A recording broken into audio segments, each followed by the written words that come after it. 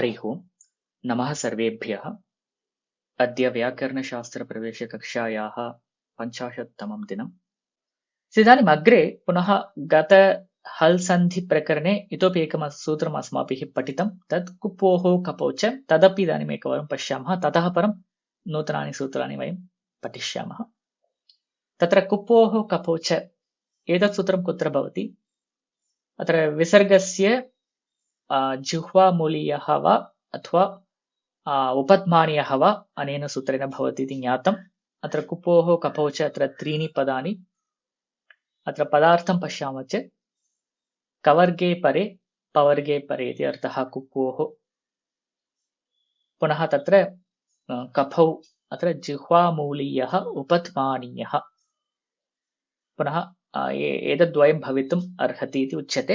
अत्र ज्ञातव्यं, यद्यपि तत्र कवर्गे परे पवर्गे परे इति उक्तम्, अत्र विसर्गसन्धिप्रक्रियायां करवसानीयविसर्जनीयः इत्यनेन विसर्गविधानात् परमेव एतत् सूत्रं भवति इति कारणेन सर्वदा तत्र यद्यपि कवर्गः पवर्गः इति उच्यते, तत्र खर्वर्णः एव भवति इति ज्ञातव्यम्।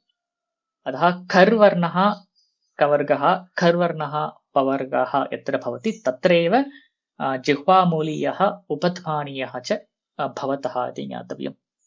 So that means ka, kha, pa, pha.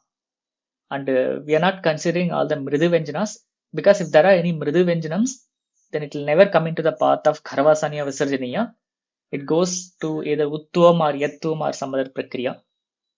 Right? So if it reaches this point, that means it is for sure it is a kharvarna.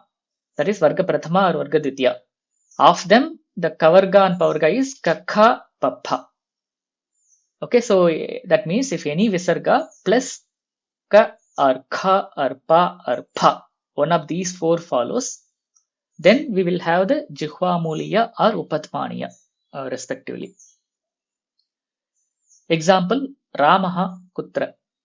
Atra visargah asti, visargat param kavargiyah kharvarnah asti, atah tatra jihvamuliyah adeshah bhavati, atah Ramah kutra iti. पुनः अग्रिमम् उदाहरणं, बालः खादति। अत्र महाप्राणखकारः अस्ति, विसर्गः अस्ति, अतः विसर्गस्य स्थाने जिह्वामूलीयः भवति, अतः बालः खादति। पुनः अग्रे अग्रजः पठति। अत्रापि पकारः अस्ति, खर्वर्णः अस्ति, अतः अग्रजः पठति इति रूपम्। पुनः पुत्रफलं खादति। अत्र पुत्रफलम्, अत्र पुनः उपध्मानीयः भवति।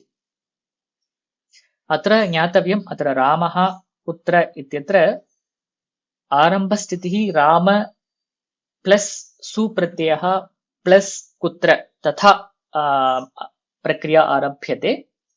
ततः सु इत्यस्य ऋत्वं क्षम्यतां, सु इत्यस्य प्रथमं इत्संज्ञायाः लोपः, अतः रामस् इति भवति।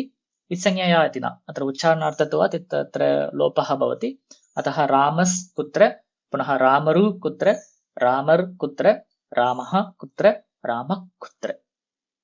So तथा प्रक्रिया भवति. So this just I have shown only this particular step, but we will have all the steps till kharvasaniya visarjaniyah. Same for balah, agrajah, putrah. We should follow same steps till kharvasaniya visarjaniyah. Then we apply this particular step.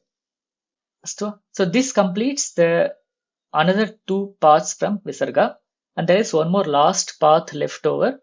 That is visarga to visarga again. So that we will see in the next session, because that needs some discussion.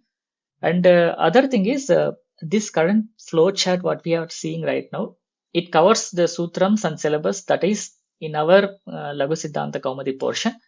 But if you take actual visarga sandhi in the Ashtadhyayi, there are a lot other exceptions and minor corrections to these standard rules. All these what we see here are the standard rules and important rules what we need for our regular conversations. But all special rules, and there are many special rules like namaskaraha, there we get namaha plus karaha, namaskaraha, visargasya sakara adesha, that's not covered by any of these rules. So like that we have many small exceptions, they are not covered here. So they all happen from Visarga. But this is a very important prakriya. But if you get any other exceptions, we just need to see from where those exceptions fit into this flow chart. Okay, we stop at here, and next class we will complete this one particular path from Visarga to Visarga, these two sutrams, and then we start to pick up the first half of this flow chart, that is Uttum, Yattum and Lopa. Astu, धन्यवादः. वयम् अग्रिमकक्षायां मिलिष्यामः.